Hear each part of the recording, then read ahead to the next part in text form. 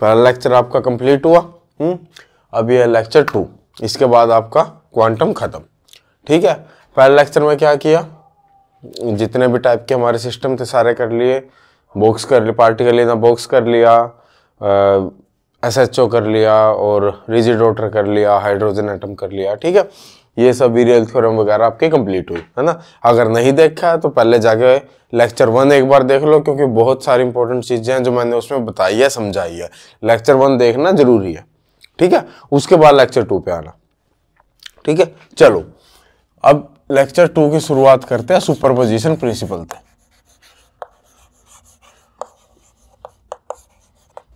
Superposition principle, ठीक है। अब सुपरपोजिशन प्रिंसिपल को बिल्कुल आसान वे में समझने की कोशिश करते हैं। मान लो मैंने आपको बताया था कि हर एक सिस्टम के लिए आपका एक वेव फंक्शन होता है। तो मैंने मान लिया एक आपका एटम है, उसके अंदर ऑर्बिटल है, तो जैसे 1s ऑर्बिटल के लिए आपका एक वेव फंक्शन है।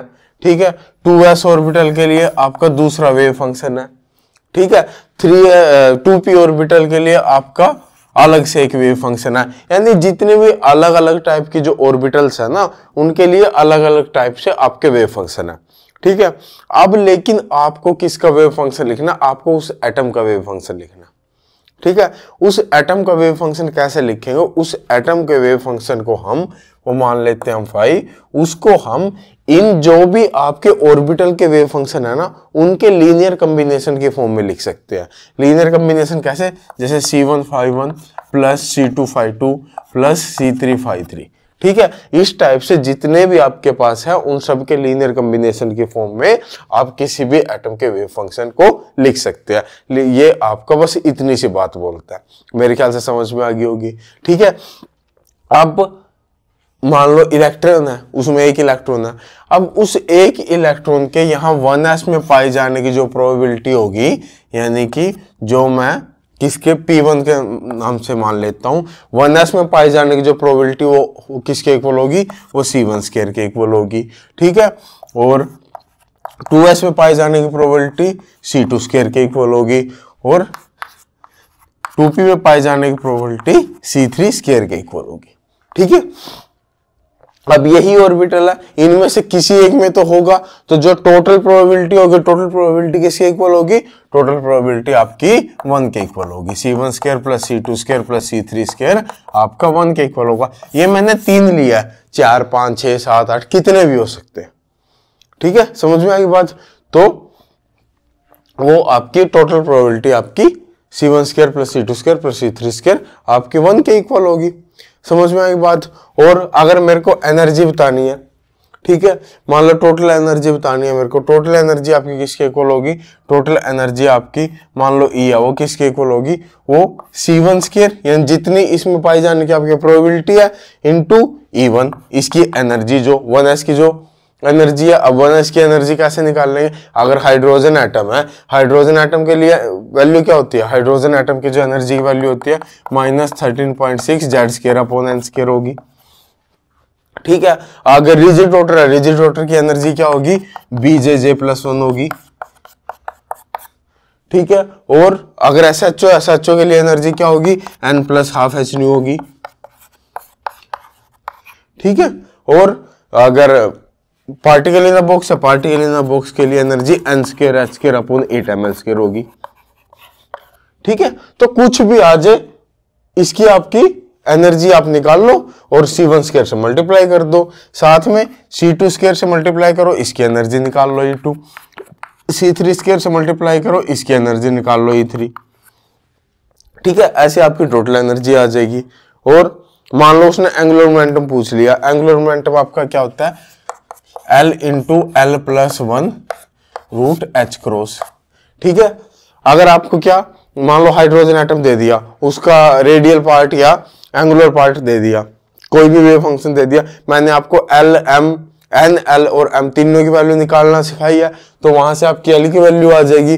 L की वैल्यू आ गई तो अपना डायरेक्ट इसका जो एंगुलर मोमेंटम होगा वो C1 स्क्वायर × L1 या फिर C2 स्क्वायर × L2 या फिर C3 स्क्वायर × L3। ठीक है, मान लो Z कंपोनेंट निकलवाना पूछ लिया तो LZ क्या होगा, MH क्रॉस होता है। ठीक है, m की वैल्यू आप वेव फंक्शन से निकाल लोगे। ठीक है, वेव फंक्शन से निकाल लो, इसकी वैल्यू अलग, इसकी अलग, इसकी अलग, सबको ऐड करो, बस बात खत्म। ठीक है, तो सुपरपोजिशन प्रिंसिपल आपकी इतनी सी बात बोलता है।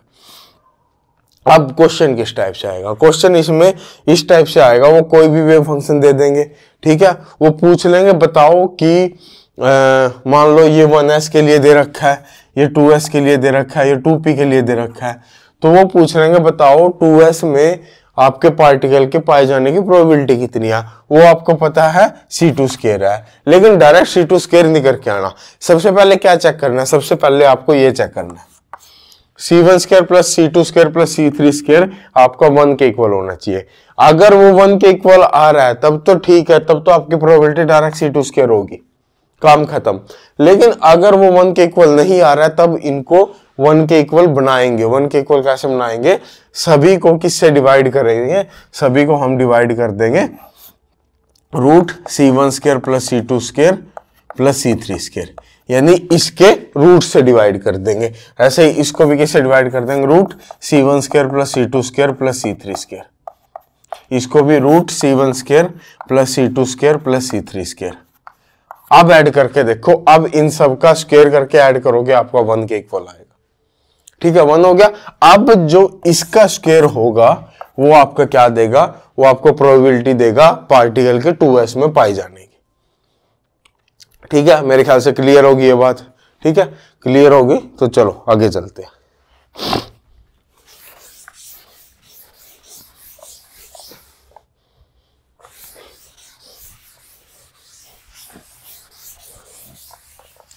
तो अभी तक जो भी हमने ये पढ़े, ये सारे सिस्टम पढ़े, ये आपके क्या है? ये आपके आइडियल सिस्टम है। ठीक है, हमने आइडियल की तरह पढ़े हैं, लेकिन असल में तो आपके आइडियल सिस्टम एग्जिस्ट नहीं करता ना, असल में तो आपके रियल सिस्टम होते हैं।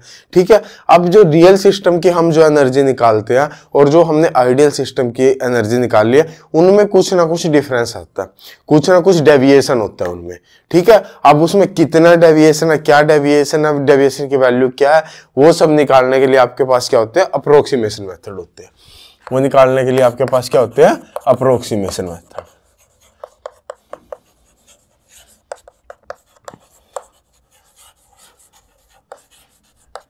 ठीक है, अब अप्रोक्सीमेशन मेथड आपके दो टाइप के होंगे। पहला होगा पर्टर्बेशन, ठीक है, और दूसरा होगा वेरिएशन मेथड।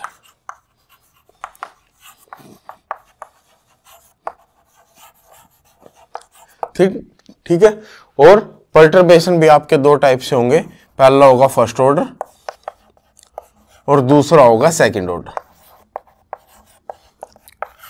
ठीक है, अब ये समझ लो कहां ये लगाना है, कहां ये लगाना है। ठीक है, एक इनमें मेन डिफरेंस ये है कि इसमें जब कुछ स्मॉल चेंजेस होंगे ना, स्मॉल डिफरेंस, यानी कि एनर्जी में ज्यादा डिफरेंस नहीं आएगा रियल और आइडियल की, तब आपके पर्टर्बेशन मेथड चलते हैं। और जब लार्ज वेरिएशन हो ना, लार्ज वेरिएशन में आपका ये चलता है, वेरिएशनल मेथड चलता है। ठीक है, दूसरी चीज क्या है? ये आपका क्या है? हीट एंड ट्रायल मेथड है। ठीक है, हीट एंड ट्रायल मेथड है। ये करते थे ना कई बार, जैसे लैब में, स्कूल टाइम में भी और कॉलेज टाइम में भी, जब केमिस्ट्री लैब वगैरह में होते थे कि ये मिला के देखते क्या हो जाएगा, ये मिला के क्या हो जाएगा, ये मिला के क्या हो जाएगा। हम तो क्या करते थे? हम तो कुछ भी उल्ट पुल्ट, कभी टेस्ट ट्यूब फोड़ दी, कभी कुछ फोड़ दिया, कभी वो उसमें मिला दिया, कभी वो उसमें मिला दिया, कुछ भी करते रहते थे। ठीक है, वो क्या होता था? वो एक तरह का हीट एंड ट्रायल मेथड था कि अब दिया लास्ट में प्रैक्टिकल चल रहा है कि हाँ भाई ये पता लगाना है ये क्या है। ठीक है, तो ये मिला के दे, शायद रिंग टेस्ट होता था, ये मिला के दे शायद हो जाए, उससे हो जाए। तो वो एक हिट एंड ट्रायल मेथड होता है। तो वही चीज यहाँ चलती है, ये आपका हिट एंड ट्रायल मेथड होता है। इसमें आपको क्या मिलता है? इसमें आपको जो वेव फंक्शन होता है ना, वेव फंक्शन आपको दिया जाएगा। आपको क्या करेंगे? कोई भी एक वेव फंक्शन दे देंगे, कोई भी, कुछ भी। अब हमें पता है 1D बॉक्स के लिए क्या होता है आपका? √2/L sin n पाई x/L वेव फंक्शन ये होता है। ठीक है, 1D बॉक्स के लिए ये क्या बोल लेंगे? ये बोल देंगे कि हमने मान लिया x × x - L, ये आपका वेव फंक्शन है। अब बताओ इससे क्या एनर्जी आ रही है उसकी? ठीक है, तो हमें क्या करना है, ये वेव फंक्शन ये अपनी तरफ से देंगे। ठीक है, और हमें क्या याद होने चाहिए, हमें ऑपरेटर याद होने चाहिए कि आपका पोटेंशियल एनर्जी या काइनेटिक एनर्जी या टोटल एनर्जी के लिए क्या ऑपरेटर है। ठीक है, उसके बाद एवरेज वैल्यू मैंने आपको बताई, ये कैसे निकालते हैं, एवरेज वैल्यू आप निकालते हैं, वहां से आप टोटल एनर्जी की या काइनेटिक एनर्जी की एवरेज वैल्यू निकाल लोगे, वो क्या आएगी, साई स्टार ए साई डी टाउ, और ये नॉर्मलाइज तो होगा नहीं, तो Sai star Sai D tau. ठीक है, इस फॉर्मूले से आप इसकी एनर्जी निकाल लोगे, और उस एनर्जी को यहां से जो एनर्जी आती है ना N square H square upon 8m², उसके साथ कंपेयर करोगे। ठीक है भाई, क्या वो उसके आसपास आ रही है, क्या हम इसको 1D बॉक्स का एक वेव फंक्शन मान सकते हैं। ये इस टाइप के मेथड होते हैं। कुछ भी मान लिया, हिट एंड ट्रायल है, क्या ये आ जाएगा ये चीज। ठीक है, वही पर्टर्बेशन में क्या होता है, पर्टर्बेशन में आपको क्या याद होना चाहिए, आपको वेव फंक्शन याद होना चाहिए। ठीक है, आपको यहाँ पे वेव फंक्शन याद होना चाहिए। भाई 1D बॉक्स के लिए क्या होता है, SHO के लिए क्या होता है, हाइड्रोजन एटम के लिए क्या होता है, ग्राउंड स्टेट के लिए पूछ लिया, फर्स्ट एक्साइटेड स्टेट के लिए पूछ लिया, वेव फंक्शन आपको याद होना चाहिए। और यहाँ पे ऑपरेटर या बोल लो पर्टर्बेशन, ठीक है, उसकी की पोटेंशियल एनर्जी में कितना चेंज आ रहा है, क्या चीज उसमें चेंज कर रही है, किस वजह से उसकी एनर्जी इतनी अलग आ रही है। जो पर्टर्बेशन होगी ना, उस पर्टर्बेशन की वैल्यू आपको एक ये समझ लो ऑपरेटर की फॉर्म में देके रखेंगे। ठीक है, वो लगा के आपको यहां से डेल्टा ई निकालना है कि एनर्जी में कितना चेंज आ रहा होगा। ठीक है, समझ में आ गई बात है।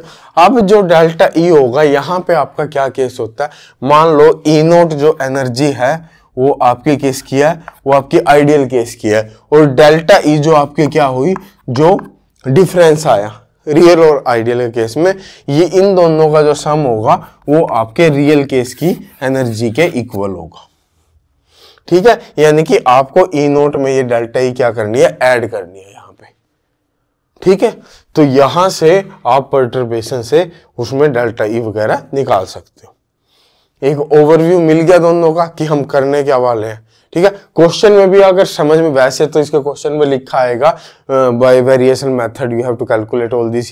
ठीक है, ये सब लिखा ही आएगा, नहीं तो मैंने आपको एक आसान तरीका बता दिया, इसमें आपको वेव फंक्शन मिलेगा क्वेश्चन में, ऑपरेटर आपको ध्यान रखने हैं, यहाँ पे आपको ऑपरेटर मिलेंगे, वेव फंक्शन आपको ध्यान रखना है।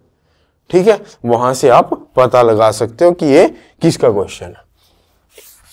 ठीक है, चलो अब बात करते हैं फर्स्ट ऑर्डर पर्टर्बेशन की।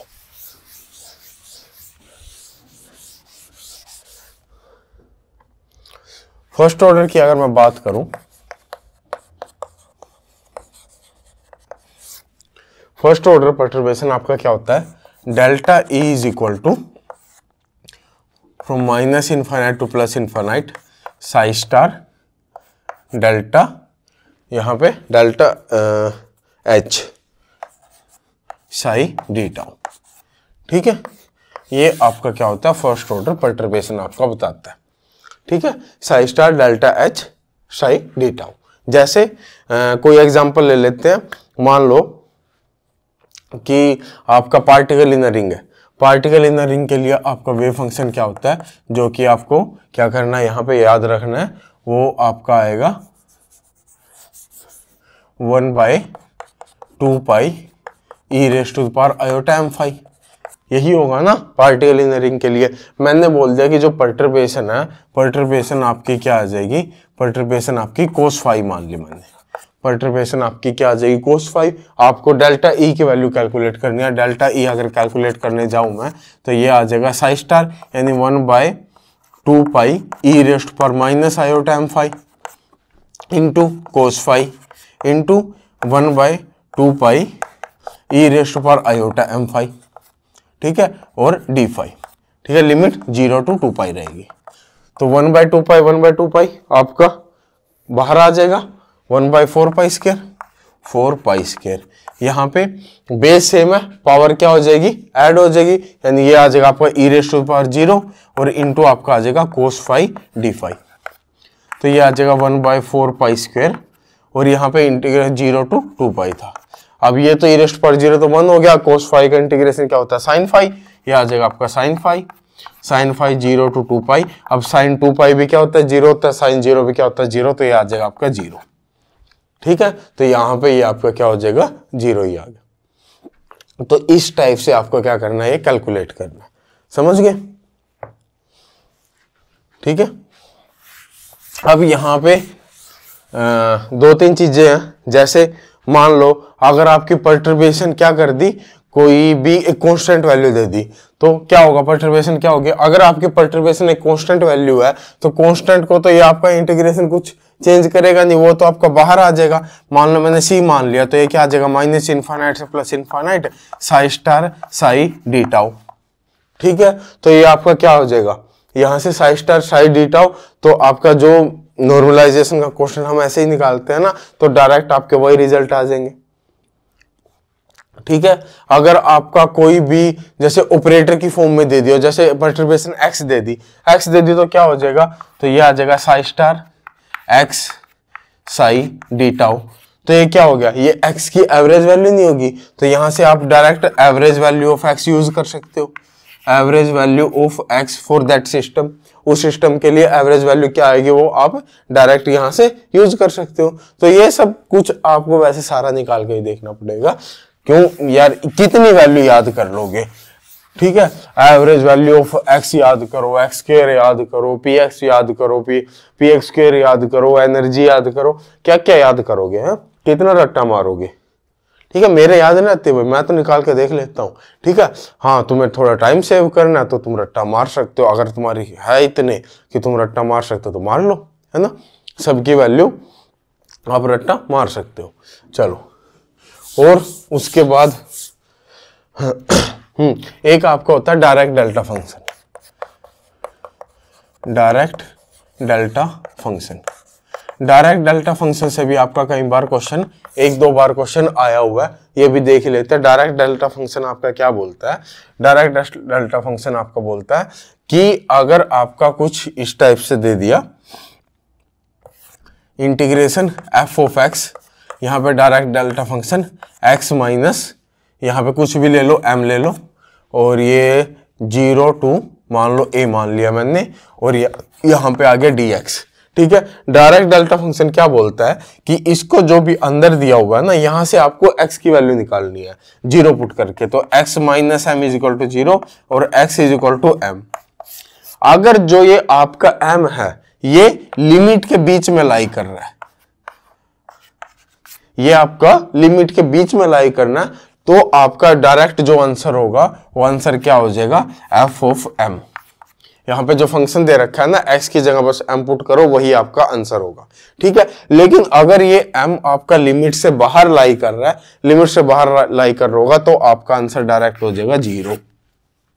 ठीक है, जैसे एग्जांपल आपका PYQ ही है, आपका क्वेश्चन आया हुआ था। हाँ, जैसे मान लो 1D बॉक्स है, 1D बॉक्स के लिए उन्होंने क्या बोल दिया कि आपकी जो पर्टर्बेशन होगी डेल्टा एच पर्टर्बेशन, उसने क्या बोल दिया कि डायरेक्ट डेल्टा फंक्शन के फॉर्म में दे दी x माइनस एल बाई 2। ठीक है, अब बताओ क्या इसका क्या होगा, तो आप डायरेक्ट निकाल सकते हो। तो जो डेल्टा ई आएगा, डेल्टा ई क्या आएगा, साई स्टार क्या होता है, √2/l sine n pi x by l। ठीक है, इनटू में direct delta function x minus L by 2 into √2/l sine n pi x by l into dx। ठीक है, 0 to l आपकी क्या होती है, लिमिट होती है ना। तो ये √2/l ये तो बाहर आ गया, आपका 2/l हो गया, ये हो गया आपका 2/l, और इंटीग्रेशन 0 to l। अब ये आ जाएगा साइन n पाई x और साइन n पाई x, तो ये कितना आ जाएगा, sine square n pi x by l। ठीक है, और यहाँ पे आपका direct delta function x minus L by 2, और ये आ जाएगा आपका dx। तो अब ये क्या हो गया, इसको मैं मान लूंगा fx। ठीक है, ये आपका डायरेक्ट डेल्टा फंक्शन है, x माइनस एल बाई 2 को 0 पुट करेंगे तो x की वैल्यू क्या आएगी, एल बाई 2। x की वैल्यू अगर एल बाई 2 आ रही है तो वो 0 और l के बीच में लाई कर रही है, यानी आपका डायरेक्ट आंसर क्या होगा, डायरेक्ट आंसर यहां से आपको होगा f ऑफ एल बाई 2, यानी x की जगह डायरेक्ट एल बाई 2 पुट करो, यहाँ एल बाई 2 पुट करोगे, l से l कटेगा, और ग्राउंड स्टेट के लिए n की वैल्यू क्या हो जाएगी, 1 हो जाएगी, तो sine square pi by 2। Sine square pi by 2 आपका आंसर आ जाएगा। ठीक है, डायरेक्ट आपका वहीं से आंसर हो जाएगा। ठीक है, समझ में इतनी बात। तो ये आपका यहां से आप डायरेक्ट डेल्टा फंक्शन देख सकते हो। हाँ, इस कांस्टेंट को मत छोड़ देना, इसको बाहर क्यों लिखा, इसको अंदर लिख लो 2/L। ये आपका सारा f ऑफ x हो जाएगा। तो ये वैल्यू पुट करो तो ये आपका साइन स्क्वायर पाई बाय 2 1 ही होता है। तो ये आपका क्या हो जाएगा, ये आपका 2/L आपका डायरेक्ट आंसर आ जाएगा। ठीक है, समझ गए। चलो, ये आपका डायरेक्ट डेल्टा फंक्शन हो गया। इसके बाद आता है सेकंड ऑर्डर परटर्बेशन। अब सेकंड ऑर्डर परटर्बेशन करने से पहले एक बार आपका ब्रैकेट नोटेशन देख लेते हैं। ब्रैकेट नोटेशन, अब ये कुछ नहीं है। ब्रैकेट नोटेशन क्या है, ब्रैकेट लिखो, ठीक है, और बीच से काट दो। ठीक है, तो जो ये आपकी होगी ये आपकी ब्रा नोटेशन होगी, और जो ये आपकी होगी ये आपकी कैट नोटेशन होगी। ठीक है, और ये एक दूसरे के डैगर के इक्वल होंगे। ठीक है, एक दूसरे के डैगर, डैगर क्या करता है, डैगर आपका जैसे आपके पास कोई भी मैट्रिक्स है, ठीक है, ये मान लो ABC, ठीक है, इसका अगर मैं डैगर लेना चाहूं तो इसका जो डैगर होगा वो किसके इक्वल होगा, कॉलम को रो में चेंज कर देगा, रो को कॉलम में चेंज कर देगा। तो ये ABC होगा सबसे पहले तो। ठीक है, और सबका क्या ले लेगा, कॉन्जुगेट ले लेगा। कॉन्जुगेट सबको पता है ना, कॉन्जुगेट क्या करता है, आइटा को माइनस आइटा में चेंज कर देता है। तो ये आपका डैगर होता है। ठीक है, तो अब ये क्यों बता रहा हूं मैं, अब जैसे मैं लिखता हूं ना बार बार ये Sai star A Sai D tau, ठीक है, ये लिखता हूं, तो इसको मैं डायरेक्ट अब कैसे लिख सकता हूं, साई A साई, ठीक है, इस टाइप से लिख सकता हूं। ठीक है, और अगर मैंने यहाँ पे ये 1 और 1 है ना, तो ये मैं इसको किस फॉर्म में लिख सकता हूं, इसको मैं A11 भी बोल सकता हूं। ठीक है, अगर मैं हैमिल्टोनियन ऑपरेटर ले रहा हूं, हैमिल्टोनियन यानी आपके टोटल एनर्जी के लिए ले रहा हूं ना, तो इसको मैं क्या बोल सकता हूं, H11 बोल सकता हूं। ठीक है, और अगर मैं ले रहा हूं Sai M H Sai N D tau, ठीक है, तो इसको मैं direct Sai N H psi M इस फॉर्म में लिख सकता हूं, और इसको मैं HMN भी बोल सकता हूं। ठीक है, एक तो आपका ये हो गया। दूसरा ये लिखता हूं Sai star Sai D tau, तो ये आपका किसके इक्वल हो जाएगा, साई और साई। ठीक है, तो मैं इनको ऐसे बस नोटेशन दे दिया एक। ठीक है, और कुछ नहीं है, थोड़ा बार बार इंटीग्रेशन वगैरह लिखने के बजाय। ठीक है, तो आगे अब जो सेकंड ऑर्डर परटर्बेशन है वो मैं आपको कुछ इसी टाइप से लिख के दिखाऊंगा।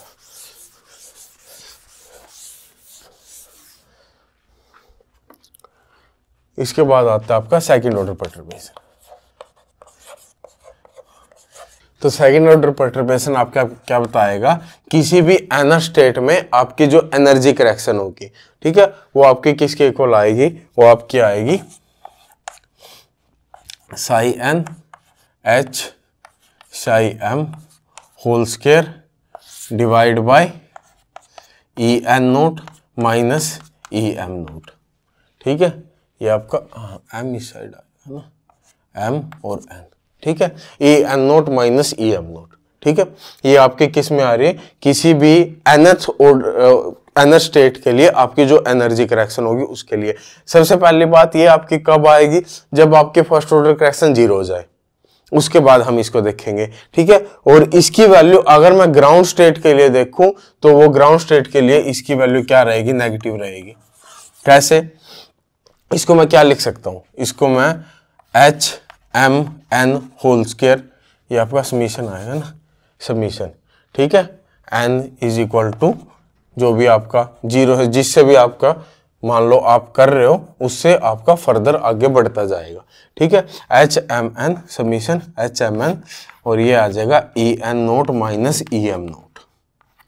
ठीक है, जैसे मेरे को बताना है कि ग्राउंड स्टेट में आपकी एनर्जी करेक्शन बताओ, तो ग्राउंड स्टेट में एनर्जी करेक्शन बताने के लिए मैं क्या करूंगा, बस यहां पे आपका क्या होगा, M not equal to N होगा।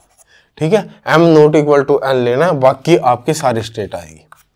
जैसे मेरे को अगर E0 के लिए बताना है, ठीक है, 0 के लिए आपकी energy second order energy correction क्या होगा, तो उसके लिए क्या आ जाएगा, यहां पे ये हो जाएगा H, N की वैल्यू क्या है 0, तो 0 नहीं हो सकती, M की वैल्यू क्या है 0 के बाद आता है 1, तो ये आ जाएगा आपका H10 square divide bye E0 minus E1।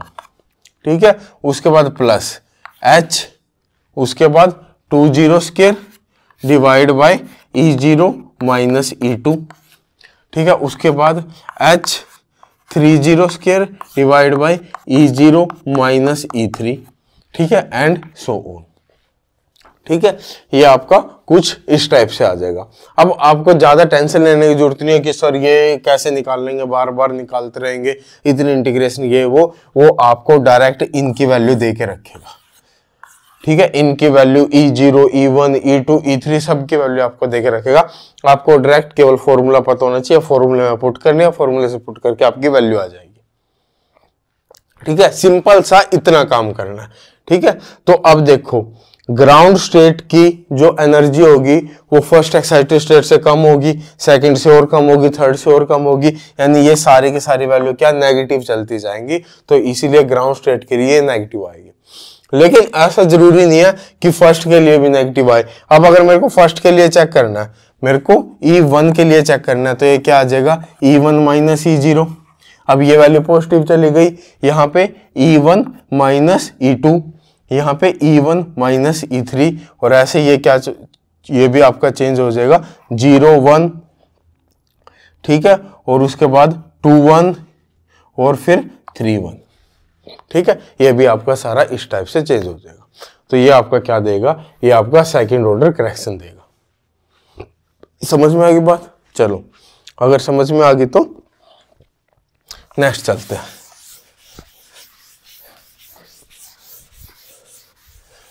इसके बाद आएगा आपका वेरिएशन।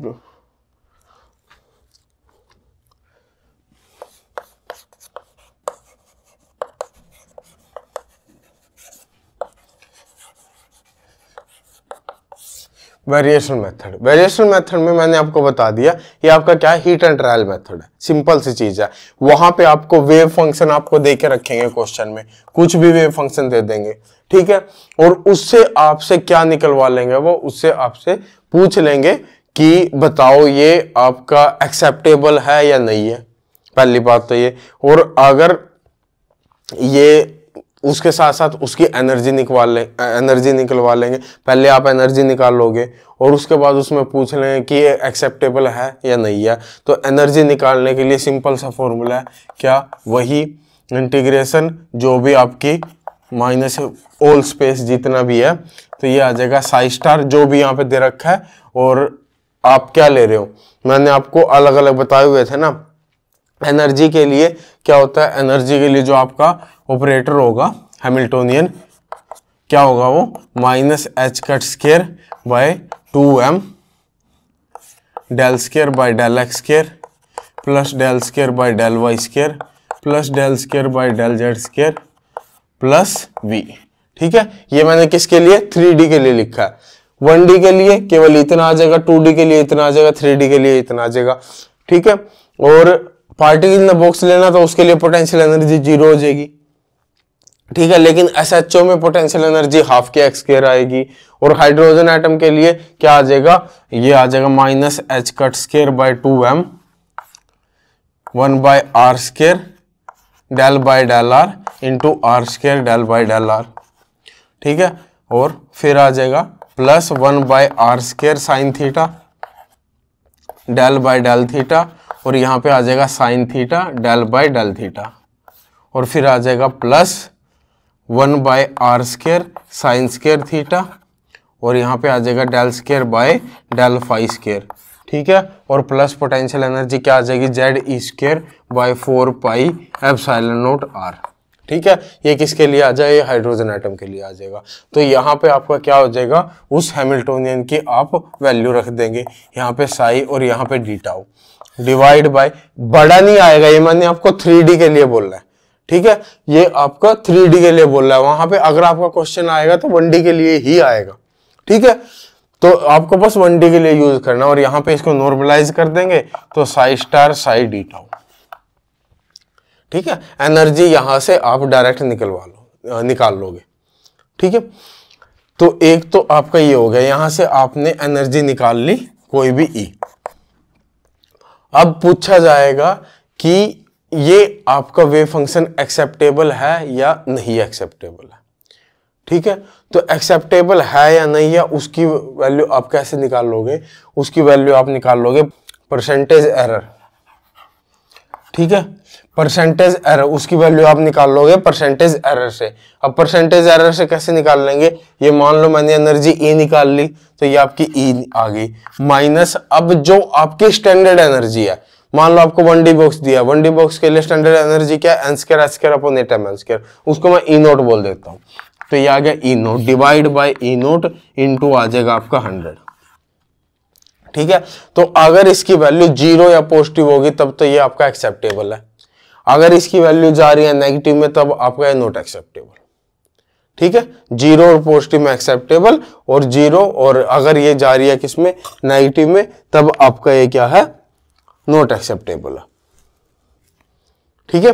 तो यहां से आप डायरेक्टली बता सकते हो कि आपका जो वेव फंक्शन है वह एक्सेप्टेबल है या नहीं है, ठीक है। उसके बाद हाँ, अगर कई बार क्या होता है, आपका डायरेक्ट क्वेश्चन दे देते हैं, डायरेक्ट क्वेश्चन किस में दे देंगे, ये आपका दे देंगे जैसे हमने ये ई निकाला, ठीक है। जो एनर्जी देंगे ना, इस एनर्जी की कुछ वैल्यू किसकी फॉर्म में दे देंगे, कांस्टेंट की फॉर्म में दे देंगे। मान लो अल्फा बीटा गामा, किसी की भी फॉर्म में आपको एनर्जी की वैल्यू दे देंगे, ठीक है। अल्फा बीटा गामा मान लो अल्फा की फॉर्म में दे दी, ठीक है। तो आपसे पूछ लेंगे कि बताओ अल्फा की क्या वैल्यू होगी, ठीक है, मिनिमम एनर्जी के लिए, या फिर ये पूछ लेंगे मिनिमम एनर्जी क्या होगी। तो एक सिंपल सी चीज याद रखो, सिंपल मैथ में करते हैं हम ये, लेकिन फिजिकल में आपको बस ध्यान रखना है, कभी भी मिनिमम वैल्यू या मैक्सिमम वैल्यू पूछ ली जाए तो आपको कुछ नहीं करना, उसको डिफरेंशिएट करो और 0 के इक्वल कर दो, क्योंकि मिनिमम और मैक्सिमम पे आपका स्लोप 0 होता है, ठीक है।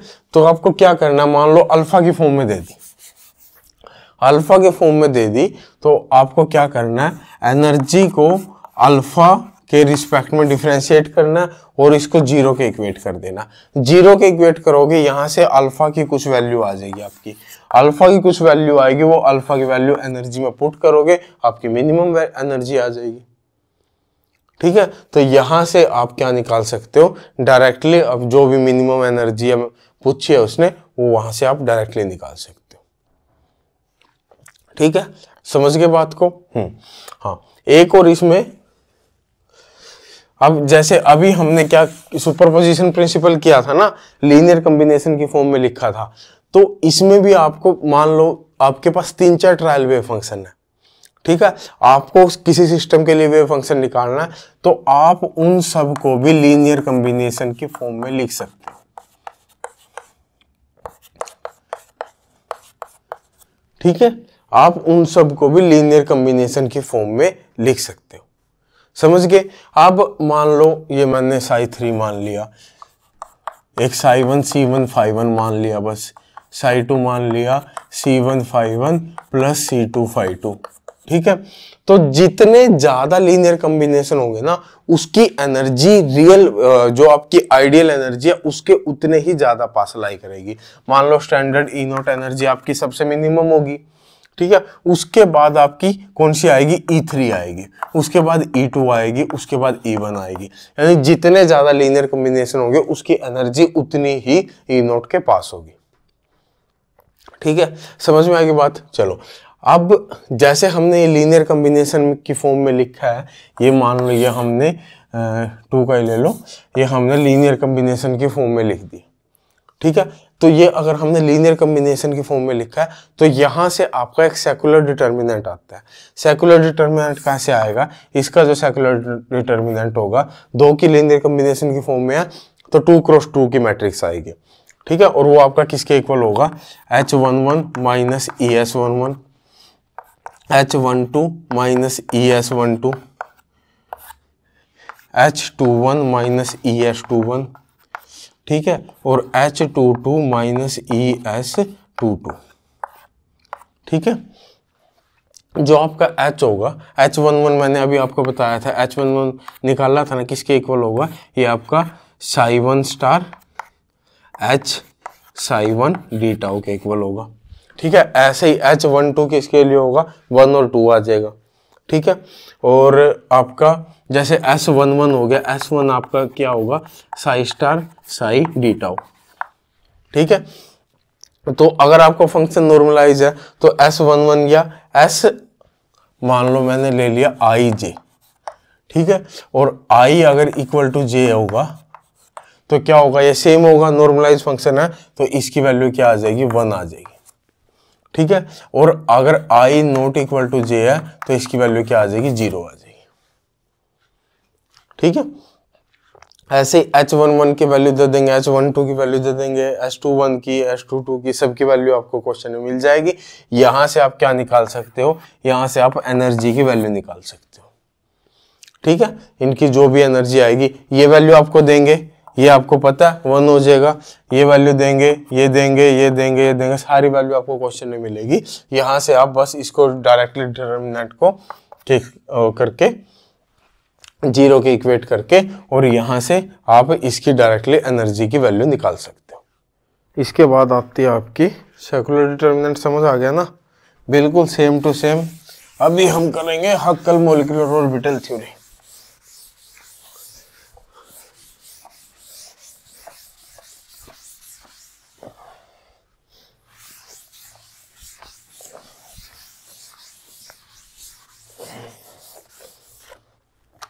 ठीक है, इसके बाद आपकी आती है हक्कल मॉलिक्यूलर ऑर्बिटल थ्योरी। ठीक है, सबसे पहली बात, ये थ्योरी किसके लिए? कॉन्जुगेटेड सिस्टम के लिए। इसके लिए कॉन्जुगेटेड सिस्टम के लिए। ठीक है, यहां पे आपका क्या होता है? यहां पे कॉन्जुगेटेड सिस्टम में जो आपके एक तो जो पाई इलेक्ट्रॉन होते हैं वो आपके क्या करते हैं? मूव करते हैं रेजोनेंस में। ठीक है, पाई इलेक्ट्रॉन क्लाउड आपका क्या करता है? मूव करता है। दूसरी चीज क्या होती है?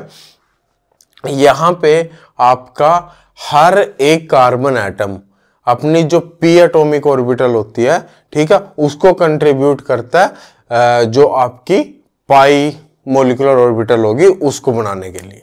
ठीक है, तो जैसे मान लो आपका कोई भी कॉन्जुगेटेड सिस्टम होगा, एक सी होगा, एक सी होगा, इसके पास आपकी पी ऑर्बिटल होगी, इसके पास आपकी पी ऑर्बिटल होगी, तो यही तो आपके क्या होगी? रेजोनेंस। आगे ये आपके, ठीक है, आगे यूं ही तो मूव करेंगे ये। यहां पे आपके क्या होंगे? पाई इलेक्ट्रॉन होंगे। तो ये आपका जो पाई इलेक्ट्रॉन क्लाउड होगा तो ये आपका यहाँ पे आगे मूव करेगा।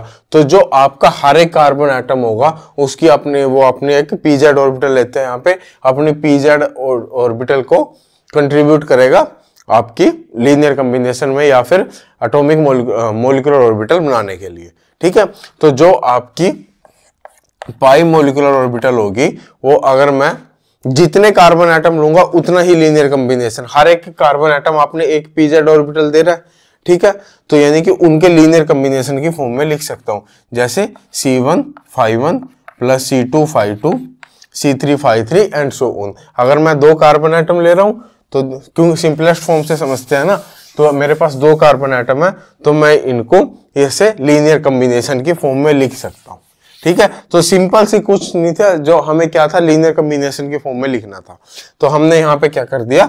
जो हमारी पाई मॉलिक्यूलर ऑर्बिटल है उसको linear combination of atomic orbitals की फॉर्म में लिख दिया। ठीक है। अब यहाँ पे आपके कुछ इंटीग्रल आएंगे, जैसे कॉलम इंटीग्रल HII, ठीक है, जैसे हमने पीछे H11 किया था ना, उसी तरह H11 या H22 H33। अब ये क्या बताता है HII, इसका मतलब क्या होगा यहाँ से, अभी अगर आप देखोगे Sai star H Sai 1 1 D tau, यही हुआ ना, ठीक है। और ये आपके क्या होंगे, साई क्या होंगे, ये फाई होंगे ना, क्योंकि यहाँ पे फाई है आपके, तो जो ये आपके क्या होंगे, फाई के क्या होंगे, फाई आपके नॉर्मलाइज्ड वेव फंक्शन होंगे। तो ये क्या दे रहा है, ये एनर्जी की वैल्यू दे रहा है ना, क्या दे रहा है, एनर्जी की वैल्यू दे रहा है। यानी कि ये आपका क्या बताता है, ये आपका किसी भी ith कार्बन पे जो p ऑर्बिटल में जो इलेक्ट्रॉन है उसकी एनर्जी के बारे में बताएगा आपको, ठीक है, उसकी एनर्जी के बारे में बताएगा। और इसकी वैल्यू क्या होती है, इसकी वैल्यू आपकी होगी अल्फा, ठीक है। उसके बाद आते हैं HIJ, ठीक है। HIJ क्या होता है, एक्सचेंज इंटीग्रल बोल देते हैं, रेजोनेंस इंटीग्रल भी बोल देते हैं। तो ये आपका क्या होता है, जो आपकी रेजोनेंस एनर्जी होगी, जो भी इंटरेक्शन एनर्जी होगी, उसके बारे में आपको बताएगा। तो अगर I और J आपके क्या होंगे, एडजेसेंट होंगे, ठीक है, क्योंकि यहां पे क्या होगा, 1 और 2 के बीच में इंटरेक्शन होगी ना, ठीक है, तब तो इसकी वैल्यू क्या हो जाएगी, तब इसकी वैल्यू आ जाएगी बीटा, ठीक है। और बीटा की वैल्यू क्या होती है, बीटा की वैल्यू होती है आपकी -75 किलो जूल पर मोल, ठीक है। लेकिन अगर I और J आपके एडजेसेंट नहीं है, तब इसकी वैल्यू आ जाएगी 0। क्यों, अगर मेरे पास यहाँ पे तीसरा और चौथा कार्बन भी है, तो क्या पहले और तीसरे के बीच में कोई इंटरेक्शन है, नहीं है। दूसरे और तीसरे के बीच में एडजेसेंट जो भी कार्बन होंगे उनके बीच में क्या होगी, इंटरेक्शन होगी। तो वहां पे जो भी आपकी रेजोनेंस या एक्सचेंज एनर्जी होगी उन दोनों के बीच में होगी, तो इसलिए उसकी वैल्यू क्या होगी, बीटा होगी। बाकी सबके लिए क्या हो जाएगी, 0 आ जाएगी, ठीक है। उसके बाद SIJ आ जाएगा, ओवरलैपिंग इंटीग्रल। SIJ वही हुआ, I इक्वल टू J हुआ, तब इसकी वैल्यू क्या आ जाएगी, 1 आ जाएगी, ठीक है। I not equal to J हुआ, तब इसकी वैल्यू क्या हो जाएगी, एक्सचेंज इंटीग्रल की 0 आ जाएगी। तो यहां से आपका एक सेकुलर डिटर्मिनेंट बनेगा, पहले की तरह सेकुलर डिटर्मिनेंट बना लो। इसके लिए अगर मैं बनाऊं तो ये आ जाएगा H11 minus ES11, H12 minus ES12, H21 minus ES21 और H22 माइनस ES22, ठीक है।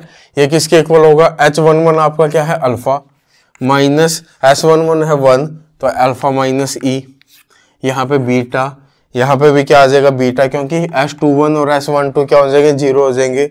और यहाँ पे अल्फा माइनस E, ठीक है, ये आपका 0 के इक्वल आ जाएगा। तो यहाँ से आप एनर्जी की वैल्यू किसकी फॉर्म में निकाल सकते हो, अल्फा और बीटा की फॉर्म में निकाल सकते हो, ठीक है। एनर्जी की वैल्यू अल्फा और बीटा की फॉर्म में आ जाएगी यहाँ से। और एक आप क्या निकाल सकते हो, जो C1 C2 होगा, इन सब की वैल्यू भी आप यहाँ से निकाल सकते हो, ठीक है। 3 कार्बन होंगे तो 3x3 की मैट्रिक्स बन जाएगी, 4 कार्बन होंगे 4x4 की मैट्रिक्स बन जाएगी, ठीक है। ऐसे आपको एनर्जी की वैल्यू अल्फा और बीटा की फॉर्म में निकालनी है यहाँ से, ठीक है। और C1 C2 C3 C4 इन सब की वैल्यू आपको यहाँ से निकालनी है। अब मैं डायरेक्ट आपको एनर्जी की वैल्यू बता देता हूँ कि क्या आएगी, किस सिस्टम के लिए आपकी क्या एनर्जी आएगी, वो आपको याद रखनी है, क्योंकि यहां से आपका क्या आता है, डायरेक्ट क्वेश्चन आता है, ठीक है। सबसे पहले इथाइलिन सिस्टम ले लेते हैं। इथाइलिन सिस्टम के लिए यानी C डबल बॉन्ड C, ठीक है। इसके लिए आपकी जो एनर्जी की वैल्यू आएगी, 2 एनर्जी लेवल आएंगे आपके, एक लोअर होगा एक अपर होगा। अब बीटा की वैल्यू -75 होगी, ठीक है। तो अल्फा प्लस बीटा आपका नीचे आएगा और अल्फा माइनस बीटा आपका ऊपर आएगा, क्योंकि माइनस माइनस प्लस हो जाएगा, तो ये हायर एनर्जी हो जाएगी, लोअर एनर्जी हो जाएगी, ठीक है। तो यहाँ पे आपके और जो 2 इलेक्ट्रॉन होंगे वो आपके ये हो जाएंगे, ठीक है। तो अगर टोटल एनर्जी निकालनी है तो टोटल एनर्जी क्या हो जाएगी, 2 इंटू अल्फा प्लस बीटा, यानी 2 अल्फा प्लस 2 बीटा आपकी यहाँ पे इथाइलिन यूनिट की टोटल एनर्जी होगी, यह याद रखना, ठीक है। उसके बाद pi bond energy, pi bond energy निकालने के लिए जो टोटल एनर्जी है माइनस नंबर ऑफ इलेक्ट्रॉन्स जितने हैं इंटू अल्फा, ठीक है। और डीलोकलाइजेशन एनर्जी आपकी क्या होगी, यहाँ पे तो कोई डीलोकलाइजेशन है नहीं तो जीरो होगी। वैसे होती क्या है, वो आपकी होती है ET minus number of ethylene unit, जितनी भी इथाइलिन यूनिट है उसके अंदर, और ये आ जाएगा minus number of unpaired electron into alpha. ठीक है, तो यहां से आप डीलोकलाइजेशन एनर्जी भी निकाल सकते हो। उसके बाद होमो लूमो के बीच का गैप, ये सब तो आपको पता ही है, ये होमो हो जाएगा, ये लूमो हो जाएगा। ठीक है, इसके लिए वेव फंक्शन अगर मैं लिखूं ग्राउंड स्टेट के लिए क्या होता है 1/√2। ठीक है, C1 की वैल्यू C2 की वैल्यू दोनों की वैल्यू 1/√2 आती है, 1/√2 φ1 प्लस 1/√2 φ2। ठीक है, यहाँ पे आपकी कोई नोड नहीं होगी, ग्राउंड स्टेट है तो ग्राउंड स्टेट में आपकी कोई भी नोड नहीं होगी, लेकिन जैसे ही फर्स्ट स्टेट में जाओगे तो आपकी एक नोड आ जाएगी 1/√2 φ1 माइनस 1/√2 φ2। ठीक है, आपको नोड का कैसे पता चल रहा है, जितनी बार भी साइन चेंज हो रहे हैं वो उतनी नंबर ऑफ नोड बता रहा है। यहाँ पॉजिटिव था, यहाँ नेगेटिव हुआ, तो एक बार साइन चेंज हुआ तो मतलब एक नोड है यहाँ पे। ठीक है, तो फर्स्ट में आपकी एक नोड होगी, ग्राउंड में आपकी 0 होगी, सेकंड में 2 होगी, आगे थर्ड होगी। तो ये आपको ध्यान रखोगे। कई बार आप डायरेक्टली बता सकते हो कि ये किस स्टेट के लिए होगा या कौन सी एक्साइटेड स्टेट है। आप डायरेक्टली केवल नोड गिन लो। नोड कैसे गिनोगे, जो भी आपके वेव फंक्शन दिए होंगे उसमें आप ये देख लो कि साइन कितनी बार चेंज हुआ। ठीक है, तो ये आपका किसके, इथाइलिन यूनिट के लिए होगा। उसके बाद एलाइलिक सिस्टम। एलाइलिक सिस्टम में क्या होता है, C double bond C single bond C। ठीक है, ये H2H वगैरह ये अपने आप लगा लेना भाई। ठीक है, जो भी होंगे। तो ये आपका क्या हो जाएगा, एलाइलिक सिस्टम हो जाएगा। एलाइलिक सिस्टम के लिए मैं एनर्जी की बात करूं तो 3 एनर्जी स्टेट आएंगे। सबसे पहले ये आएगा अल्फा, बीच वाली क्या होगी अल्फा, यहाँ आ जाएगी अल्फा प्लस √2 बीटा, और ये आ जाएगा अल्फा माइनस √2 बीटा। ठीक है, थोड़ा सा इसको इस साइड बना देता हूँ, वेव फंक्शन भी साथ ही लिख दूंगा। रेडिकल, कैटायन, एनायन ये सब, ठीक है, वो आप देख लेना। रेडिकल बना दो, कैटायन, एनायन, तो नंबर ऑफ इलेक्ट्रॉन ही भरने हैं, उसमें कुछ ज़्यादा काम करना नहीं है। तो ये आ जाएगा अल्फा, ये आ जाएगा अल्फा प्लस √2 बीटा, और ये आ जाएगा अल्फा माइनस √2 बीटा।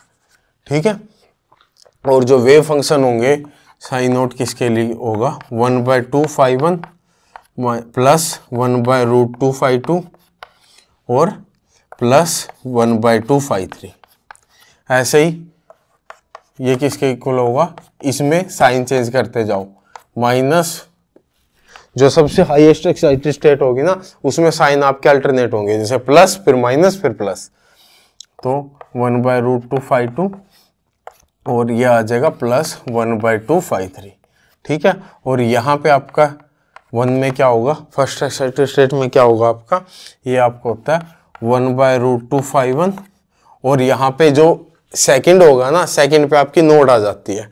ठीक है, तो नोड आने की वजह से वहाँ पे ये आ जाएगा 1/√2, नोड आने की वजह से वहाँ से साइन हो जाएगा नेगेटिव और φ3। ठीक है, 1/√2 φ1 माइनस 1/√2 φ3। तो यहाँ पे आपका एक ही बार साइन चेंज होगा। ठीक है, पॉजिटिव से एक बार, क्योंकि वहाँ पे बीचों बीच नोड आई है ना, इसलिए φ2 आपका वहाँ से गायब है। ठीक है, समझ गए। बाकी अब ये तो आपके फॉर्मूले सबके लिए सेम है, तो वहाँ से आपके इलेक्ट्रॉन फिल करो। ठीक है, कैटायन होगा तो ये 2 इलेक्ट्रॉन, एनायन हो गए तो यहाँ 2, रेडिकल होगा तो ये इलेक्ट्रॉन, 3 इलेक्ट्रॉन अपना भर के सारा कैलकुलेट करो। ठीक है, उसके बाद आपका ब्यूटाडाइन के लिए जो एनर्जी लेवल होंगे, ब्यूटाडाइन के लिए एनर्जी लेवल आपके ये आएगा अल्फा प्लस 1.618 बीटा, ये आ जाएगा अल्फा प्लस 0.618 बीटा, ये आ जाएगा अल्फा माइनस, ये मैंने उल्टा लिख दिया ना, हाँ ठीक है, माइनस माइनस प्लस होगा ना, 0.618 बीटा, ये अल्फा माइनस 1.618 बीटा। तो जो ब्यूटाडाइन होता है, ब्यूटाडाइन के लिए आपके एनर्जी लेवल ये होंगे। और उसके बाद यहाँ पे अगर वो देखना तो इसमें वेव फंक्शन में सारे क्या होंगे, पॉजिटिव होंगे। ठीक है, जैसे मान लो अगर constant C1 C2 C3 C4 अगर हमें पता भी नहीं है तो कैसे निकाल लेंगे? सिंपल सी चीज़ है, फाई क्या आएगा? C1 φ1 plus C2 φ2 plus C3 φ3 plus C4 φ4, सारे के सारे पॉजिटिव आएंगे। उसके बाद ψ1 क्या आएगा? फर्स्ट एक्स्ट्रा स्टेट में बीचों बीच क्या कर दो? एक नेगेटिव साइन कर दो, तो ये आ जाएगा C1 φ1 प्लस C2 φ2 और एक बार नेगेटिव साइन, ऐसे ही C3 φ3 माइनस C4 φ4। ठीक है, एक नोड आ गई ना तो एक नेगेटिव साइन हो गया, अगली बार क्या आ जाएगी? दो नोड आ जाएंगे, अगली बार क्या आ जाएंगी? तीन नोड आ जाएंगे, यानी कि अल्टरनेट साइन आ जाएंगे। ठीक है, यहां से आप डायरेक्टली बता सकते हो कि किस स्टेट के लिए आपका वो वेव फंक्शन दिया हुआ। ठीक है, उसके बाद जो आपके साइक्लिक सिस्टम होते हैं, साइक्लिक सिस्टम के लिए बना देते हैं इनके लिए भी डायरेक्ट।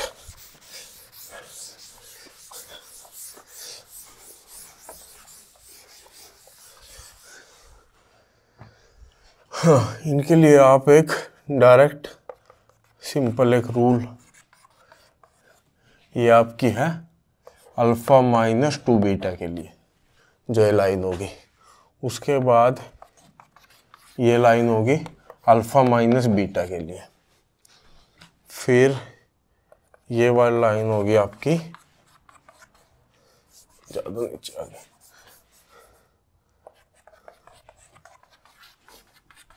अल्फा के लिए। ठीक है, अल्फा प्लस बीटा, और यहाँ पे ये आ जाएगा आपका अल्फा प्लस 2 बीटा। ठीक है, अब आपको क्या करना है?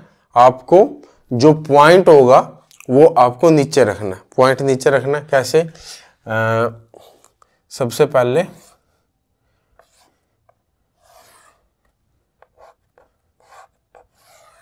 ये आपका कुछ इस टाइप से, ठीक है, उसके बाद आएगा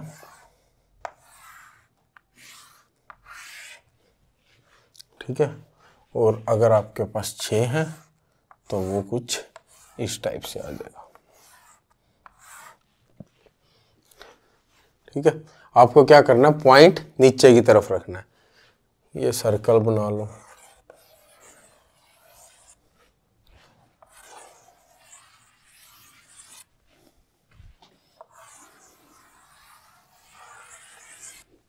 ठीक है, ये आपका कुछ, ये आपके क्या होगी?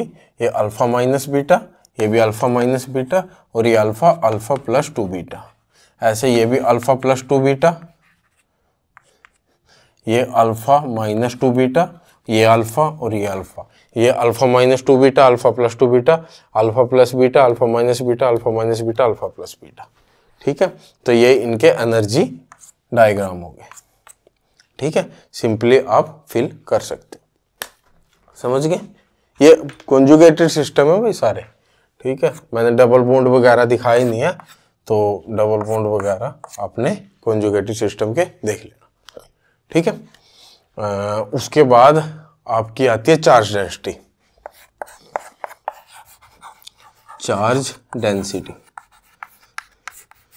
जो चार्ज डेंसिटी होती है किसी भी कार्बन पे किसी भी कार्बन पे अगर आपको चार्ज डेंसिटी निकालनी है तो आप कैसे निकाल लेंगे? तो यहाँ मैं मान लो QI, किसी भी ith कार्बन पे मैं चार्ज डेंसिटी निकाल रहा हूँ, तो आपकी किसके इक्वल होगी?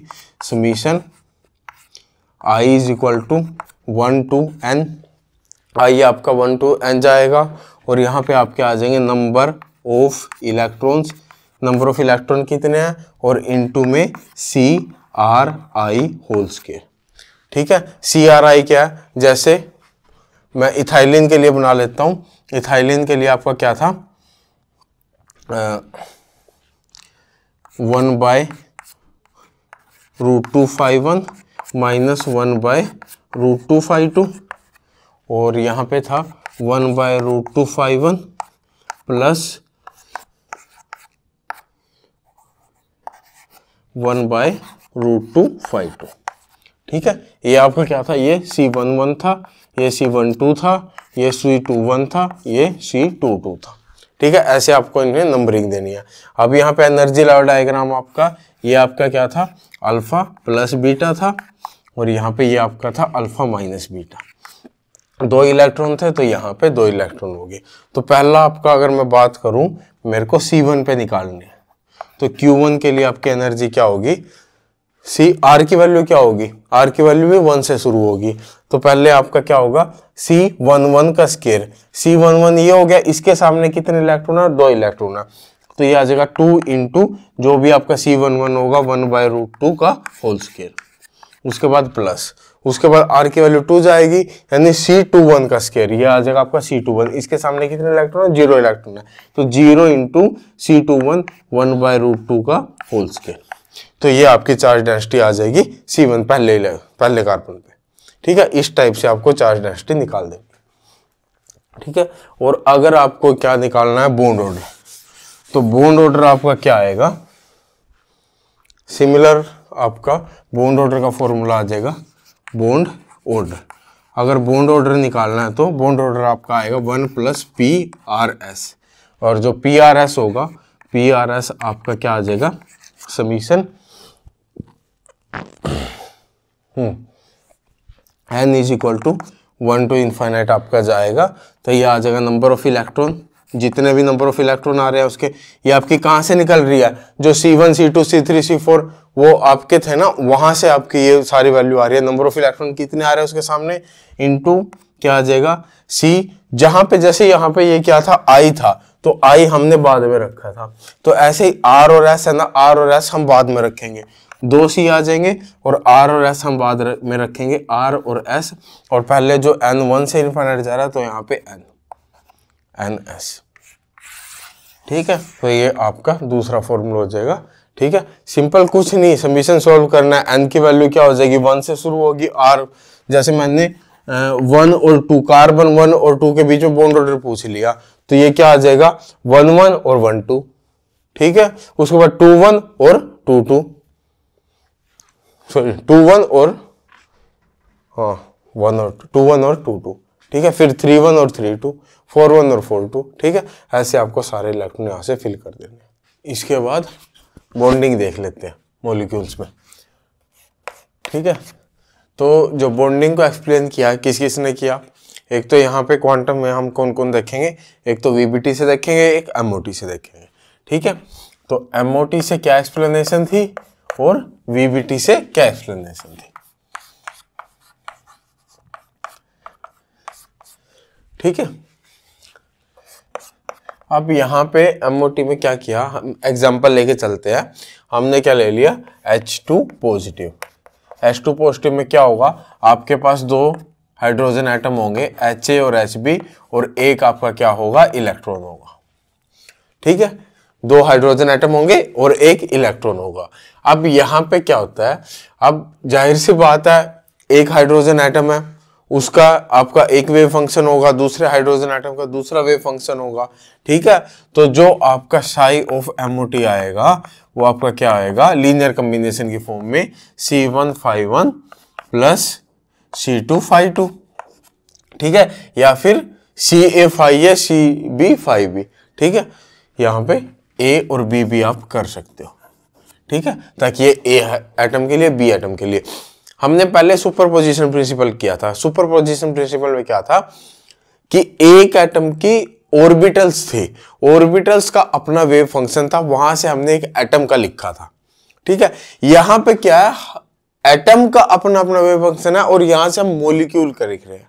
ठीक है, अब जाहिर सी बात है, ये 2 एटम आप साथ आए हैं, तो यहाँ पे क्या हुआ होगा, ओवरलैपिंग हुई होगी। ठीक है, ओवरलैपिंग हुई है, तो यहाँ पे वहां पे ऐसा कोई ओवरलैपिंग नहीं थी, 1s और 2s ऑर्बिटल के बीच में कोई ओवरलैपिंग नहीं थी, 2s 2p के बीच में कोई ओवरलैपिंग नहीं थी, लेकिन यहाँ पे आपकी ओवरलैपिंग आ रही है, तो यहाँ पे आपका ओवरलैपिंग इंटीग्रल आता है। तो यहाँ पे C1² प्लस C2² आपका डायरेक्ट 1 नहीं होता, C1² plus C2² plus 2C1 C2s = 1 के इक्वल आएगा। ठीक है, और सेम काम यहाँ पे है। ठीक है, यही सेम मॉलिक्यूल ले लेते हैं। मान लो अगर हमने H2 ही लिया है, ठीक है, एक के लिए साई A है, एक हाइड्रोजन एटम के लिए, दूसरे के लिए साई B है, तो आपका जो वेव फंक्शन आएगा, वेव फंक्शन यहाँ थोड़ा अलग तरीके से लिखा जाएगा, वो मैं आपको बता दूंगा। ठीक है।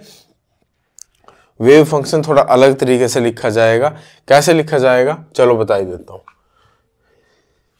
या एक बार पहले ये एमओटी एक बार कर लेते हैं, खत्म कर लेते हैं, उसके बाद वीबीटी पे चलेंगे, साथ दोनों कंफ्यूज हो जाओगे, है ना।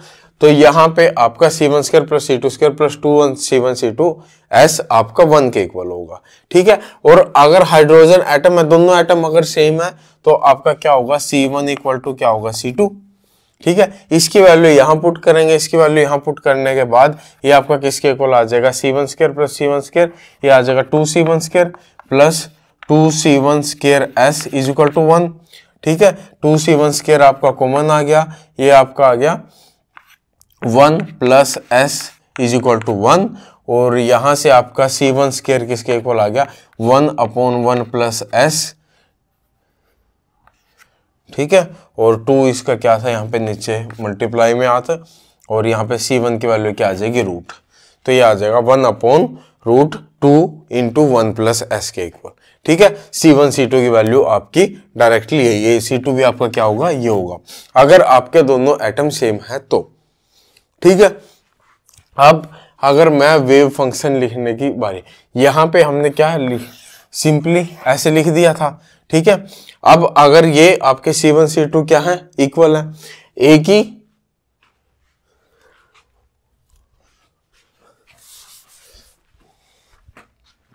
एक इलेक्ट्रॉन के लिए है ना, एक इलेक्ट्रॉन के लिए डायरेक्ट आपने यहाँ पे ये ऐसे लिख दिया था, ये 1 और ये 1, एक ही इलेक्ट्रॉन है ना, एक इलेक्ट्रॉन हमने डायरेक्ट ऐसे लिख दिया था।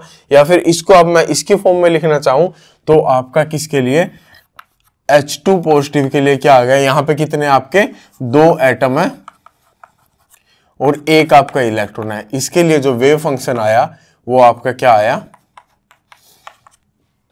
1/2 into 1 plus S whole root, और यहाँ पे आ जाएगा 5A1 प्लस 5B1, ठीक है, इस टाइप से आ गया। अब अगर मेरे पास क्या आ जाए, H2 आ जाए, यानी कि 2 एटम आ जाए और 2 ही इलेक्ट्रॉन आ जाए, तो हम क्या करेंगे, तो आपका ये 5 है मोटी किसके इक्वल आ जाएगा, 1/2 1 प्लस S, तो आपका ऐसे कैसे ही आ जाएगा, ठीक है। और यहां पे आपका क्या, पहले दोनों एटम को हम एक इलेक्ट्रॉन देंगे जैसे यहां पे दिया था, तो ये आ जाएगा आपका 5A1 प्लस 5B1, ठीक है। उसके बाद मल्टीप्लाई में क्या आएगा, मल्टीप्लाई में same 1/2 1 plus S whole root, और यहां पे क्या आ जाएगा, अब हम क्या करेंगे, सेम दोनों एटम को दूसरा इलेक्ट्रॉन भी देंगे, तो ये आपका क्या आ जाएगा 5A2 प्लस 5B2, ठीक है। अगर मैं क्या कर लूं, 3 एटम कर लूं और 2 इलेक्ट्रॉन कर लूं, ठीक है। 3 एटम 2 इलेक्ट्रॉन के लिए आपका 5 क्या आएगा, ये सिंपल लिखते रहना, ये नहीं लिख रहा, ठीक है, ये नहीं लिख रहा, ये समझ लेना, ये इसके आगे ही आएगा, ठीक है। तो 5 आपका क्या आएगा, इसको मैं क्या मान लेता हूं, A मान लेता हूं, ठीक है, इसको A मान लेता हूं, तो ये आ जाएगा A 5A1 प्लस 5B1, और यहां पे आपके पास तीसरा एटम भी है, तो ये आ जाएगा 5C1, ठीक है, इंटू A, और यहां पे आपके पास 5A2 plus 5B2 plus 5C2, ठीक है। इस टाइप से आपको क्या करना है, एमओटी के लिए कोई भी वेव फंक्शन हो जाएगा उसको आपने लिखना है, ठीक है। अब यहां पे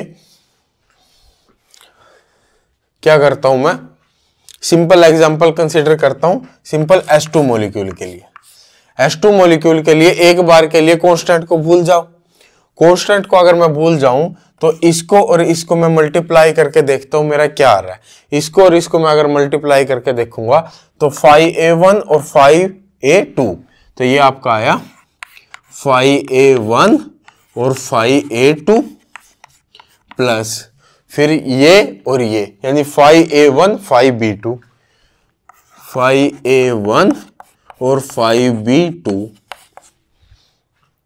ठीक है।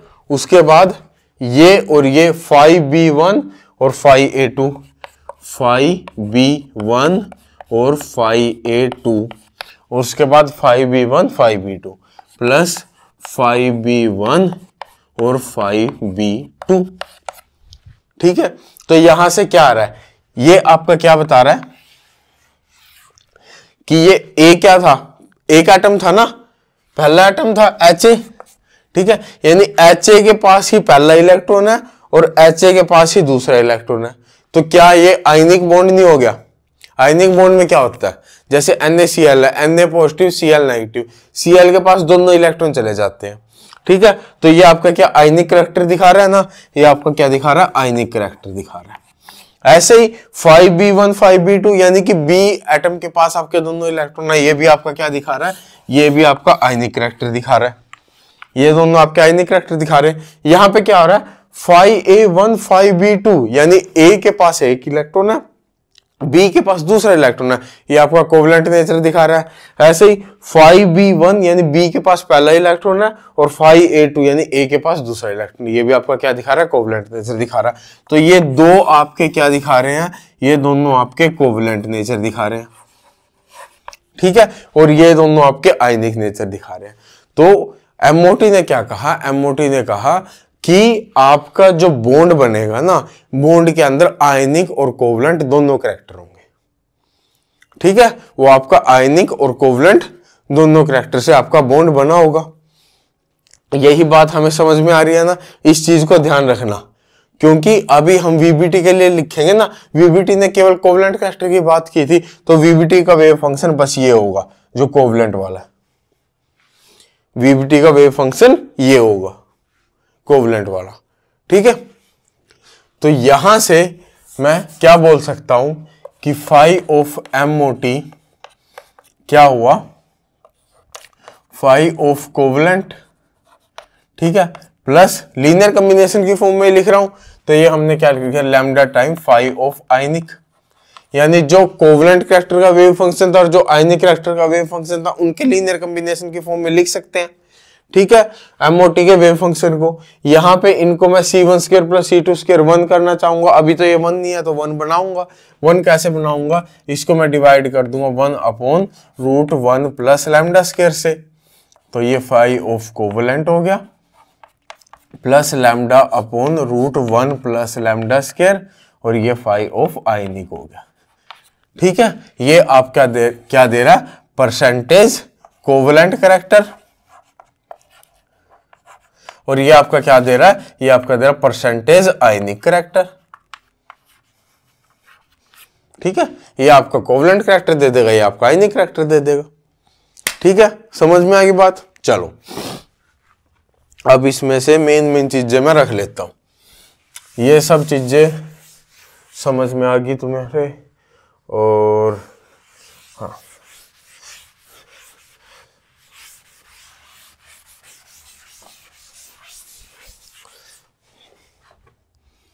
अब बात करते हैं VBT की।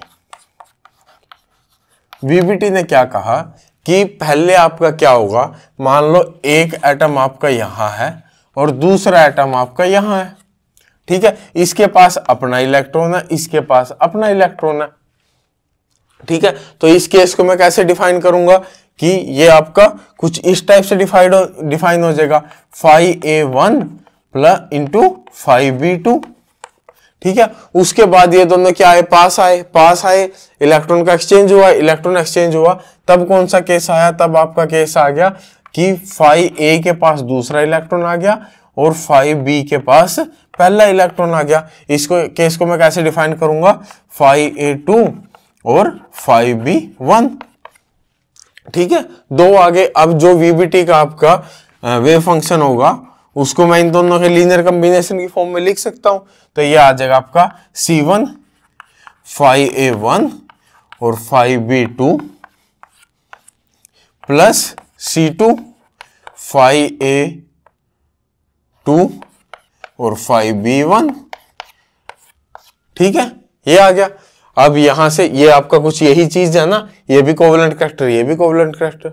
ठीक है, और यहां से आपका क्या होगा, यहां पे आपको होगा, यहां पे भी आपका ओवरलैपिंग इंटीग्रल आएगा, लेकिन यहां पे क्या आएगा, c1 square plus c2 square plus 2c1 c2 s square is equal to 1।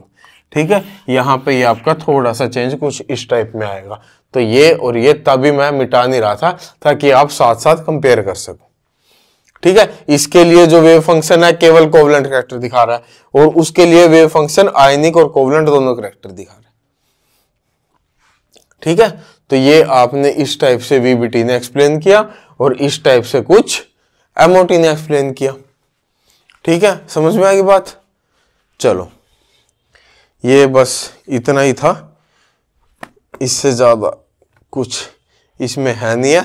Main आपका वो था कि आयनिक और कोवेलेंट कैरेक्टर, जैसे c1 square plus c2 square आपका 1 के इक्वल आएगा ना, उसको 1 के इक्वल बनाओ और वहां से परसेंटेज आयनिक कैरेक्टर और परसेंटेज कोवेलेंट कैरेक्टर निकाल दो। ठीक है, उसके बाद देखते हैं स्पिन।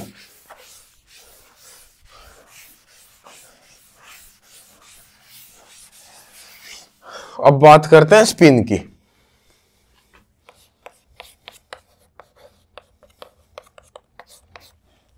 अब जो आपका टोटल वेव फंक्शन होगा ना, साई टोटल, वो आपका किस किस का कॉम्बिनेशन होगा, वो आपका साई स्पेस यानी जो अभी हम पढ़ रहे थे और साई स्पिन दोनों का कॉम्बिनेशन होगा। ठीक है, दोनों का आपका कॉम्बिनेशन होगा। स्पेस जो हमने अभी पढ़ा है वीबीटी से और एमओटी से जो हमने अभी लिखे हैं। ठीक है, और एक आपका स्पिन होगा, स्पिन जो अभी हम पढ़ने जा रहे हैं। ठीक है, जो ये आपका टोटल वेव फंक्शन होगा ना, ये हमेशा क्या होगा, एंटी सिमेट्रिक इन नेचर होगा। एंटी सिमेट्रिक इन नेचर होगा। उसके लिए क्या होगा, या तो ये सिमेट्रिक हो ये एंटी सिमेट्रिक हो, ठीक है, या फिर ये सिमेट्रिक हो ये एंटी सिमेट्रिक हो, तभी ओवरऑल क्या आएगा, एंटी सिमेट्रिक आएगा। ठीक है, तो सबसे पहले स्पेस के हम देख लेते हैं, स्पेस के कौन कौन से वेव फंक्शन है। ठीक है, सबसे पहला जो आपने वीबीटी में वेव फंक्शन लिखे हैं ना, उनको लिख दो। वीबीटी में क्या था, सबसे पहला था A1 साई B2। ठीक है, ये था। दूसरा क्या था, A2 और साई B1। ठीक है, और उसके बाद वीबीटी का कैसे लिखा था, इन दोनों को ऐड कर दिया था, तो ये आ जाएगा Sai A1 Sai B2 plus psi A2 Sai B1। ठीक है, अब इन दोनों को क्या कर दो, सब्सट्रैक्ट कर दो, तो ये आ जाएगा Sai A1 Sai B2 minus psi A2 Sai B1। ठीक है, तो इसमें आपके ये चार टाइप के आपके वेव फंक्शन होते हैं स्पेस के। इन चारों में से ये जो पहले तीन होंगे ये आपके क्या होंगे, सिमेट्रिक इन नेचर होंगे, और लास्ट वाला आपका क्या होगा, एंटी सिमेट्रिक इन नेचर होगा। ठीक है, पहले तीनों आपके सिमेट्रिक होंगे, लास्ट वाला एंटी सिमेट्रिक होगा। अब देखते हैं स्पिन। अब स्पिन आपके पास 2 इलेक्ट्रॉन है। ठीक है, मैं H2 की ही बात कर रहा हूं, H2 को ही लेके चल रहा हूं तब का। ठीक है, क्योंकि वो आपका सिंपलेस्ट सिस्टम है। ठीक है, वहां से हम सारी चीजें लगभग एक्सप्लेन कर सकते हैं। ठीक है, तो मैं अगर H2 की ही बात कर रहा हूं तो 2 इलेक्ट्रॉन होंगे आपके पास। दोनों की स्पिन आपकी ये भी हो सकती है, दोनों की स्पिन ये भी हो सकती है, एक की स्पिन ये, एक की स्पिन ये हो सकती है, और एक की स्पिन ये, एक की स्पिन ये हो सकती है। ठीक है, ऊपर वाले स्पिन को मैं अल्फा बोल रहा हूं तो ये अल्फा 1 अल्फा 2 हो गया। ठीक है, ये क्या हो गया, बीटा 1 बीटा 2 हो गया। ठीक है, ये हो गया अल्फा 1 बीटा 2 हो गया। ठीक है, ये हो गया अल्फा 2 सॉरी बीटा 1 अल्फा 2 हो गया। ठीक है, बीटा 1 अल्फा 2 हो गया। अब एक काम करो, इन लास्ट के 2 को ऐड कर दो, सब्सट्रैक्ट कर दो, तो ये आ जाएगा alpha 1 beta 2 plus beta 1 alpha 2।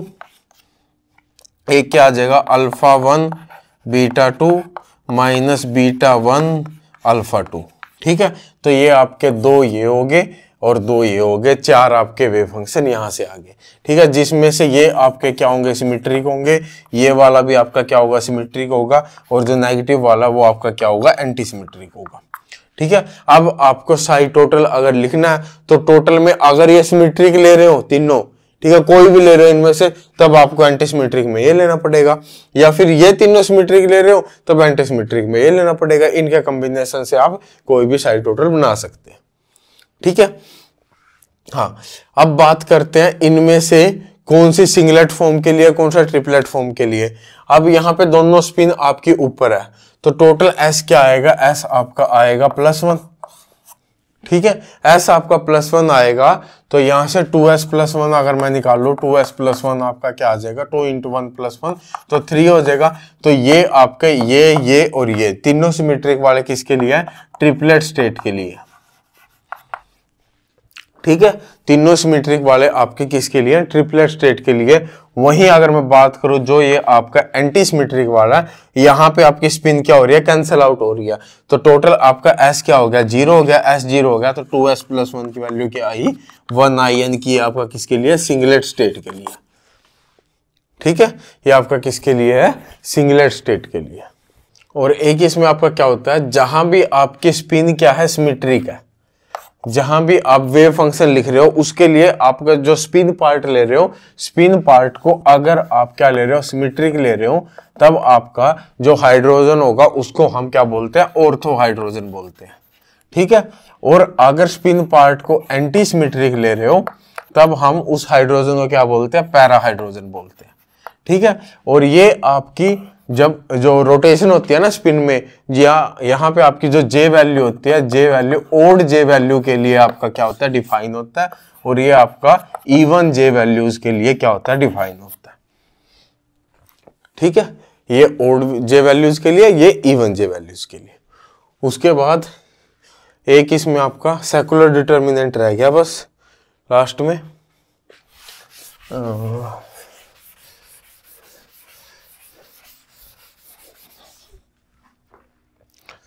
अगर हमें secular determinant, spin secular determinant लिखना है तो उसके लिए हम क्या करेंगे, मान लो हमारे पास क्या है, 2 इलेक्ट्रॉन है। ठीक है, 2 इलेक्ट्रॉन के लिए सबसे पहले हम क्या करेंगे,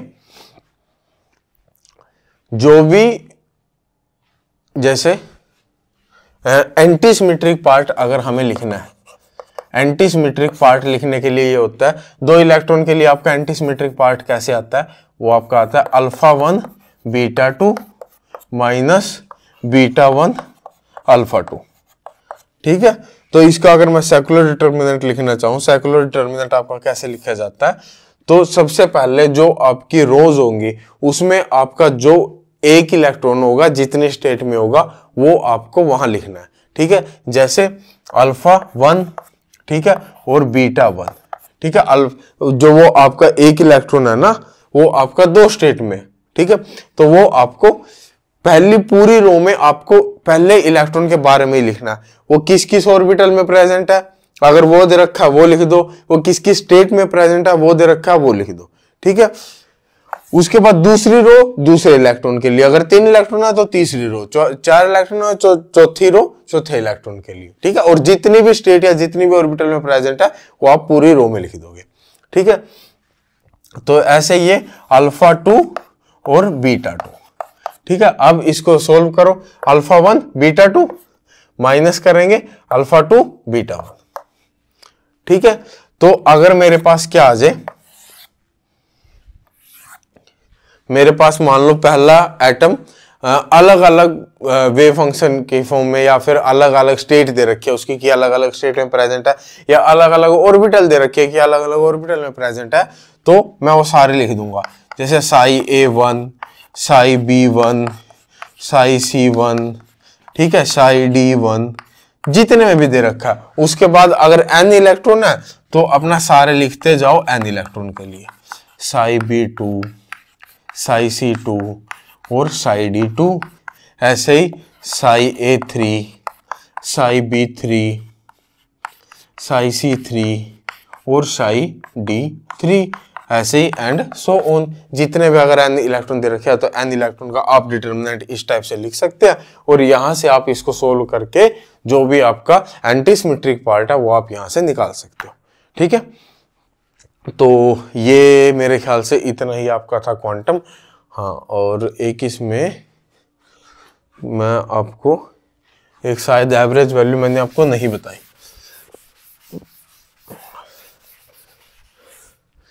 हाइड्रोजन एटम के हाइड्रोजन एटम जो होता है, हाइड्रोजन एटम में या हाइड्रोजन लाइक एटम के लिए किसी भी ऑर्बिटल की अगर आपको एवरेज वैल्यू निकालनी है तो वो आपका क्या आएगा, n² A0/z into 1 plus 1 minus L into L+1 divide by n। तो ये आपको क्या होगा 1/2 और n²। ठीक है, ये फॉर्मूला ध्यान रखना। ठीक है, किसी की भी एवरेज वैल्यू के लिए यहां से आपका क्या होता है, क्वेश्चन आ जाता है। ठीक है, तो इस फॉर्मूले को आप ध्यान रखेंगे। ठीक है, तो ये आपका क्या हुआ, क्वांटम खत्म हुआ। इसके बाद आपके क्वांटम के क्वेश्चन आएंगे। क्वेश्चन को ध्यान से देखना, अप्रोच पता चलेगी। ठीक है, और इसके बाद आपका पार्ट ए भी आना शुरू हो जाएगा। ठीक है, और जो भी अगर बचा है वो आपका कंप्लीट करा के लगभग सारा, तो पार्ट ए आपका आना शुरू हो जाएगा। और उसके साथ साथ मैं सोच रहा हूँ कि कुछ पर्टिकुलर क्वेश्चन उठा लूँ, कि उन क्वेश्चन की आपको, क्योंकि क्वेश्चन वाली वीडियो तुम देखते नहीं हो। ठीक है, इतना तो मेरे को समझ में आ गया। तो मैं सोच रहा हूँ कि कोई पर्टिकुलर क्वेश्चन उठा लिया और उस क्वेश्चन के अप्रोच में तुम्हें बताऊं कि अगर इस टाइप का क्वेश्चन आ जाए तो उस टाइप के क्वेश्चन में आपको अप्रोच किस टाइप से लगानी है। ठीक है, तो अगर चाहिए तो ठीक है, कमेंट करके बता देना कि हाँ सर इस टाइप से आप कर दो, तो मैं वो बना दूंगा। ठीक है, चलो ओके बाय।